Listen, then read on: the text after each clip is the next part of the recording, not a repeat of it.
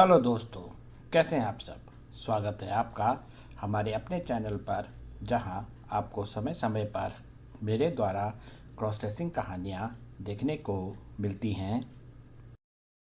हमारी आज की कहानी का शीर्षक है क्रॉस ड्रेसर का सपना, और यह कहानी का चौथा भाग है। हमारी आज की कहानी के दो भाग हैं। कहानी के सभी भाग आज ही की तारीख में देखिए। कहानी का पहला भाग 2:30 पर, और कहानी का दूसरा भाग 2:45 पर।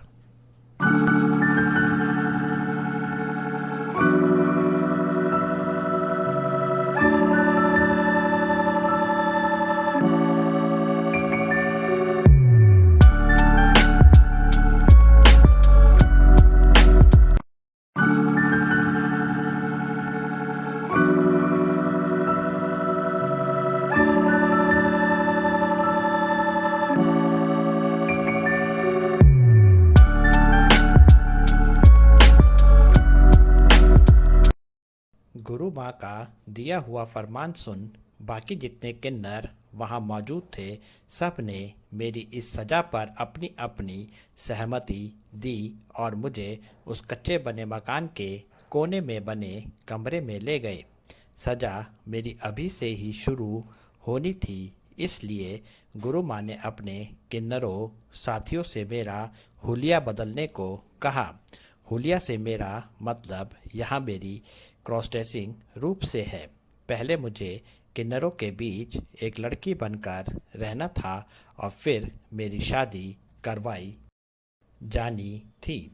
मुझे चिंता मेरे क्रॉस ड्रेसिंग रूप को लेकर नहीं थी।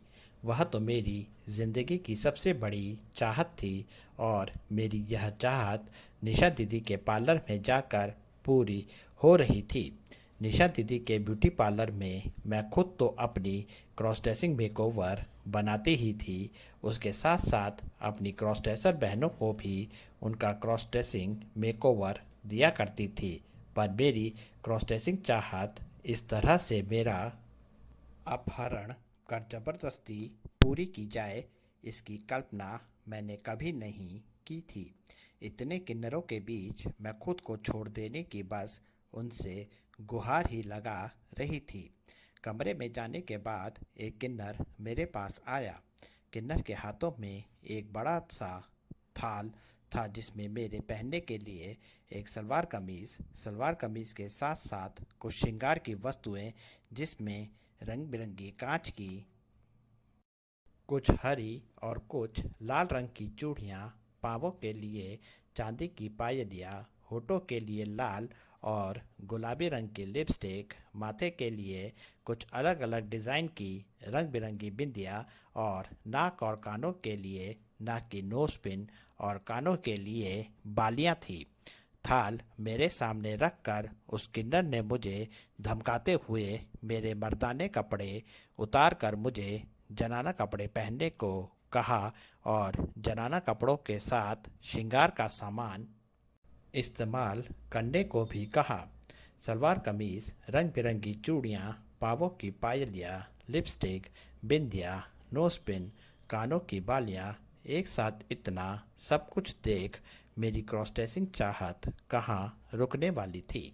मेरी क्रॉस ड्रेसिंग चाहत बहुत ही ज़्यादा बढ़ गई थी। एक तरफ मेरा अपहरण हो चुका था और मैं यहाँ किन्नरों के बीच फंस गई थी, वहीं मेरे सामने मेरी क्रॉस ड्रेसिंग के लिए मुझे इतना सब कुछ सामान देकर किन्नरों ने मेरी क्रॉस ड्रेसिंग चाहत को बढ़ा दिया था।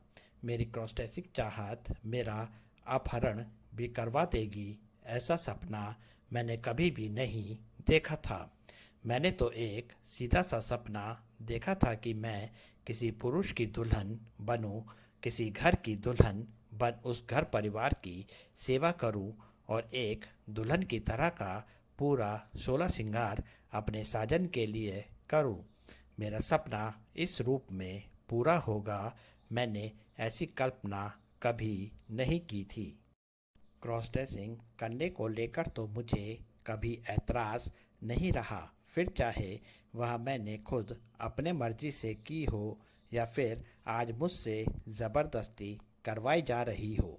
मैंने सलवार कमीज़ पहन लिया और सलवार कमीज़ के साथ साथ पूरा साज श्रृंगार जो जो मेरे लिए लाया गया था वह सब भी कर लिया था।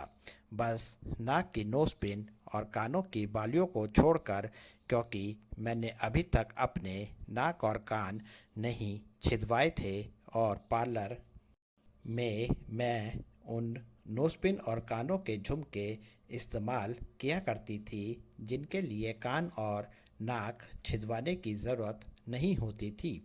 मैं अपने क्रॉस ड्रेसिंग रूप में पूरे साज श्रृंगार के साथ कमरे से बाहर आ गई। किन्नरों के समूह ने मुझे मेरे क्रॉस ड्रेसिंग रूप में देखा और तब उन्होंने मुझे नोज़पिन और कानों के बालियों के बिना देखा। किन्नरों की गुरु माँ ने अपने लोगों को मेरा नाक और कान छेद देने का हुक्म दिया और यह सुनकर मैं एक बार फिर हाथ जोड़कर गुरु माँ के सामने मुझे छोड़ देने की फरियाद करने लगी। मेरे नाक और कान छिद जाने का मतलब था समाज के साथ मेरा मजाक उड़ना और मैं अपनी क्रॉस ड्रेसिंग को समाज के सामने मजाक बन नहीं करना चाहती थी। मेरी फरियाद का फिर एक बार गुरु माँ पर कोई असर नहीं हुआ और एक किन्नर मुझे फिर अंदर कमरे में ले गई और फिर वह अपनी गुरु माँ की आज्ञा का पालन करने लगी। अब मेरे नाक और कान भी छिद गए थे।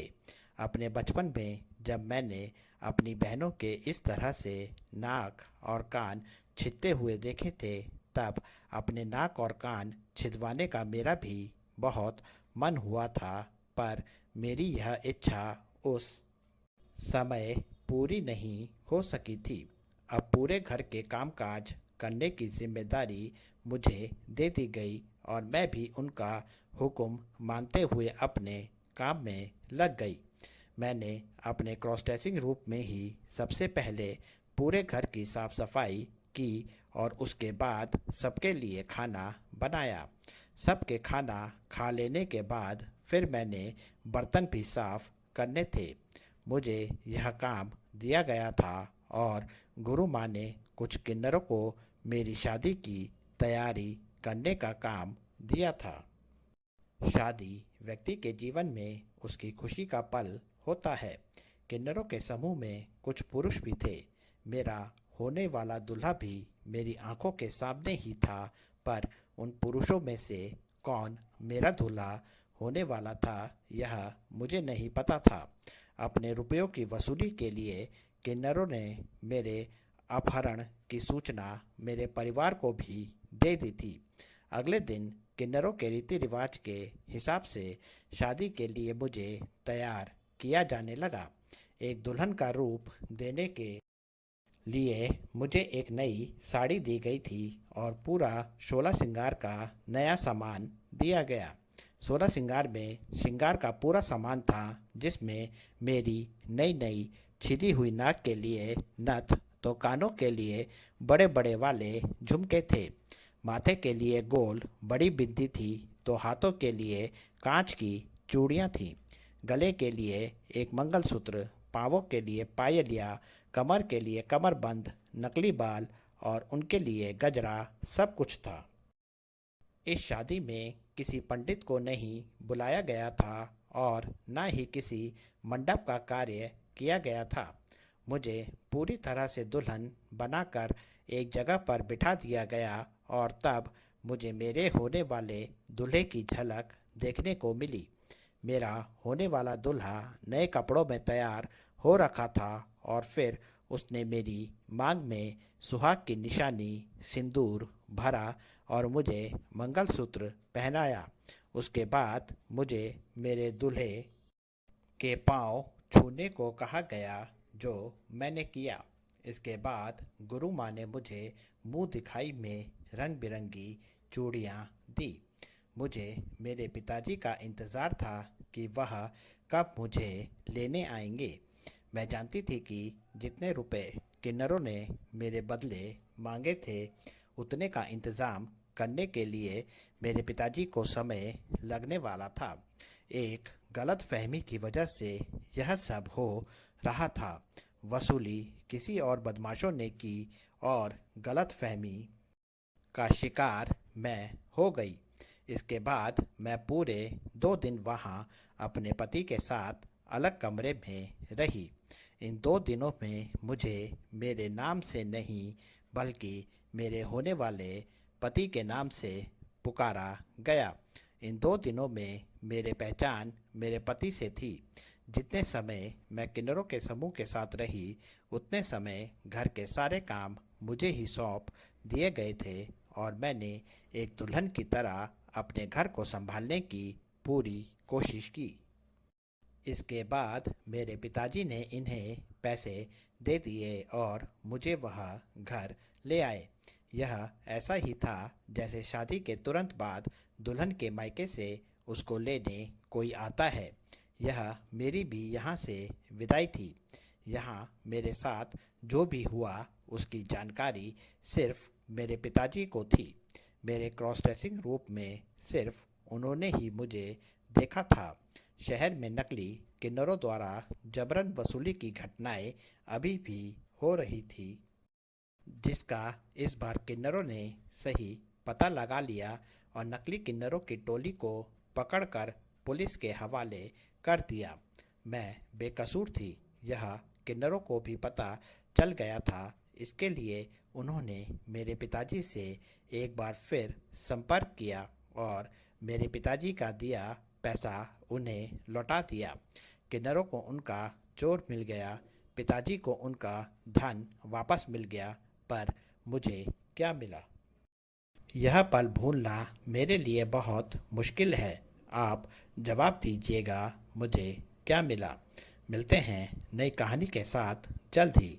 कहानी पर लाइक और कमेंट ज़रूर किया कीजिए और अगर आप पहली बार हमारे अपने चैनल पर आए हैं तो चैनल को सब्सक्राइब ज़रूर करें। आपका अपना नयन भास्कर।